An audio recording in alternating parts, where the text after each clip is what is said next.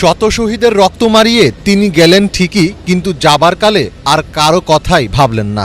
অনিরাপদ অবস্থায় রেখে গেলেন আওয়ামী লীগের হাজার হাজার নেতাকর্মীকে।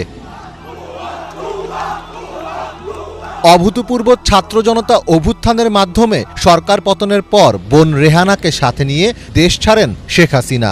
একদিকে বিজয়ের উল্লাসে মাতোয়ারা দেশের সাধারণ মানুষ, অন্যদিকে গা ঢাকা দিতে ব্যস্ত সব এমপি মন্ত্রীরা। এরই মধ্যে দেশ ছেড়েছেন অনেক আওয়ামী লীগ নেতা, দেশ ছাড়লেন হাসিনাও। কিন্তু প্রশ্ন হচ্ছে, হাসিনা এখন যাবেন কোথায়?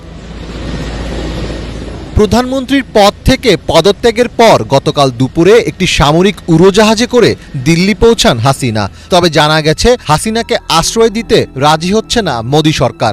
নয়াদিল্লির ধারণা, এতে বাংলাদেশের মানুষের মধ্যে ভারত বিরোধী হাওয়া আরও জোরে বইতে পারে। হাসিনাকে এই কথা এরই মধ্যে জানিয়ে দিয়েছেন খোদ প্রধানমন্ত্রী মোদির নিরাপত্তা উপদেষ্টা অজিত দোভালের সঙ্গে বৈঠকে বসে শেখ হাসিনা একবার মোদির সঙ্গে ফোনে কথাও বলতে চেয়েছিলেন, কিন্তু সেই আবেদন মঞ্জুর হয়নি।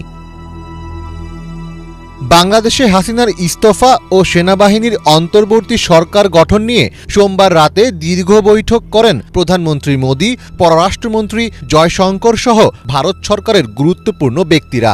ওই বৈঠকে সিদ্ধান্ত হয়েছে, আপাতত বাংলাদেশের কাউকেই ভারতে রাজনৈতিক আশ্রয় দেওয়া হবে না। শেখ হাসিনাকে আশ্রয় না দেওয়ার অন্যতম আরেকটি কারণ হল, প্রায় ৬,০০০ ভারতীয় এখনও বাংলাদেশে আটকে আছেন। হাসিনা ভারতে আশ্রয় পেলে তাদের জীবনও নিরাপত্তার শঙ্কায় পড়তে পারে।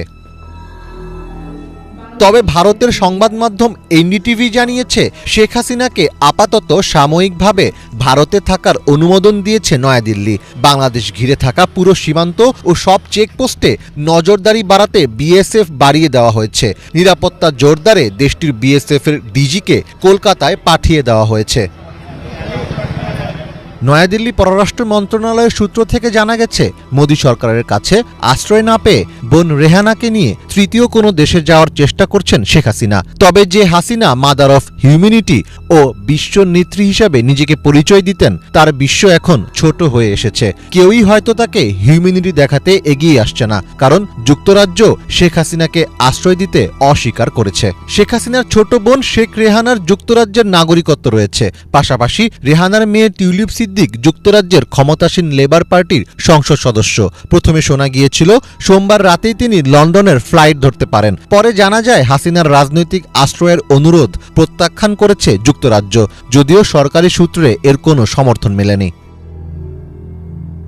গণহত্যার অভিযোগে অভিযুক্ত শেখ হাসিনাকে আমেরিকা ও ইউরোপের দেশগুলো রাজনৈতিক আশ্রয় দেবে না বলেও ধারণা করা হচ্ছে। তিনি আরেক স্বৈরশাসক আলেকজান্ডার লুকাশেঙ্কার দেশ বেলারুশে রাজনৈতিক আশ্রয় চেয়েছেন বলেও জানা গেছে। তবে শেষমেশ তিনি কি করবেন এবং জীবনের শেষ দিনগুলো কোথায় কাটাবেন, তা সময়ই বলে দেবে।